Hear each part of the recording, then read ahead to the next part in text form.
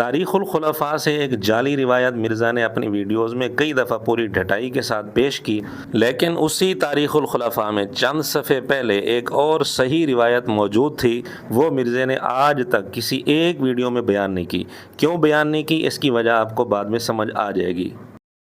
بریلوی دیوبندی دونوں سے چھاپ رہے ہیں، اس میں آپ سیدنا عمر بن عبدالعزیز والا چیپٹر نکالیں۔ ویسے تو آپ کو بتایا جاتا ہے اسلام کے پہلے مجدد جو ہیں عمر بن عبدالعزیز ہیں۔ آگے ہم پوچھتے ہیں کہ انہوں نے کون سا ایسا تجدیدی کارنامہ کیا ہے؟ جی ہم وہ کارنامہ بھی بتائیں گے، تاریخ الخلفاء سے ہی بتائیں گے، اور وہ ہے بھی صحیح سند کے ساتھ، جعلی بھی نہیں ہے، لیکن مرزا نے آج تک وہ کارنامہ بیان نہیں کیا۔ انہوں نے باقاعدہ اس چیپٹر میں، عمر بن عبدالعزیز والے چیپٹر میں لکھا ہے، بنو امیہ کے حکمرانوں کا دستور تھا کہ وہ اپنے خطبات میں حضرت علی رضی اللہ تعالیٰ عنہ کی شان میں سب و شتم اور نازیبہ الفاظ کہتے تھے، مگر آپ رحمۃ اللہ علیہ نے خلافت سنبھالتے ہی اس کی سختی سے ممانعت فرما دی، اور اپنے گورنروں کو لکھا کہ ممالک محروسہ میں آندہ ایسا نہ ہو اور ان کی شان میں جو نازیبہ الفاظ استعمال کیے جاتے تھے ان کی جگہ آندہ سے یہ الفاظ بولے جائیں۔ سورۃ النحل آیت نمبر 90 نمبر، ان اللہ یأمر بالعدل والاحسان۔ یہ ہے آپ کے سامنے تاریخ الخلفاء کی وہ روایت جو مرزا بیان کر رہا تھا کہ بنو امیہ خطبے میں سیدنا علی رضی اللہ تعالیٰ عنہ پر سب کرتے تھے، حضرت عمر رضی اللہ تعالیٰ عنہ نے خلیفہ بننے کے بعد اس سے منع کر دیا اور اس کی جگہ یہ آیت شامل کی، ان اللہ یأمر بالعدل والاحسان۔ یہ روایت تاریخ الخلفاء میں موجود تو ہے، لیکن یہ شروع ہوتی ہے وقال غیرہ سے، کہ کسی نے یہ بات کی ہے، مجہول آدمی ہے۔ اب مجہول جو آدمی ہو اس کے متعلق مرزا کا تبصرہ ہوتا ہے کہ یہ لاپتہ ہے، اس کا کوئی اتا پتہ نہیں ہے، اور ساتھ ہی مرزا یہ جملہ بولتا ہے کہ ہو سکتا ہے ان کا رشتہ دار ہو جس نے یہ روایت گھڑی ہو، تو ہم بھی مرزا کے انداز میں یہ کہتے ہیں کہ یہ لاپتہ ہے، اور ہو سکتا ہے مرزا کا رشتہ دار ہو جس نے یہ روایت گھڑی ہے۔ اور تاریخ الخلفاء کی یہ جعلی روایت بیان کرتے ہوئے مرزا نے اپنی طرف سے ایک اور جھوٹ بھی شامل کر دیا، 60 سال کا لفظ بول کر۔ کئی ساری ویڈیوز میں اس نے یہ لفظ بولا ہے 60 سال کا، یہی روایت بیان کرتے ہوئے، تو 60 سال کا لفظ تو تاریخ الخلفاء کی اس جعلی روایت میں بھی نہیں ہے، لیکن مرزا نے جان بوجھ کر یہ لفظ بولے تاکہ حضرت معاویہ رضی اللہ تعالیٰ عنہ کا 20 سالہ دور خلافت بھی اس میں شامل کیا جا سکے۔ بہرحال اب مرزا اور اس کی پوری ضروریت کی یہ ذمہ داری بنتی ہے، اور ان پر قرض ہے کہ اس روایت کی صحیح سند اہل سنت کی کسی مستند کتاب سے پیش کر دیں۔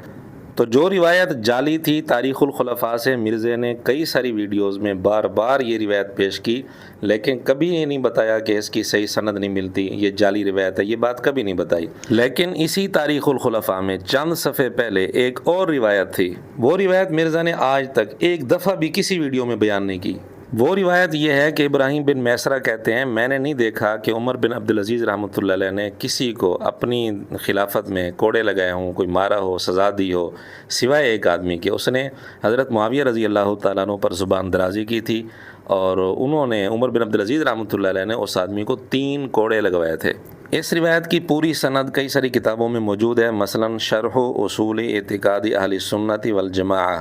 لالکائی کی کتاب ہے جو 5ویں صدی کے ہیں، پوری سند کے ساتھ یہ روایت موجود ہے۔ اسی طرح تاریخ دمشق میں بھی پوری سند کے ساتھ حضرت معاویہ رضی اللہ تعالیٰ عنہ کے حالات میں یہ روایت موجود ہے۔ اب اندازہ کریں کہ جو روایت جعلی تھی تاریخ الخلفاء میں سے مرزا نے بار بار سنائی اور کہا کہ اس مجدد نے کون سا گند صاف کیا تھا، بنو امیہ کا گند صاف کیا تھا، اور اس طرح اپنی طرف سے بھی جھوٹ شامل کیا کہ جی 41 ہجری سے لے کر 99 ہجری تک 60 سال تک یہ کام ہوتا رہا، جمعے کے خطبوں میں حضرت علی رضی اللہ تعالیٰ عنہ پر لعنت ہوتی رہی، سب اشتم ہوتا رہا۔ بہرحال اپنی طرف سے مرچ مسالہ لگا کر جھوٹ شامل کر کے یہ جعلی روایت سنائی، اور ساتھ کہا کہ انہوں نے کون سا گند صاف کیا تھا، جی بنو امیہ کا گند صاف کیا تھا۔ لیکن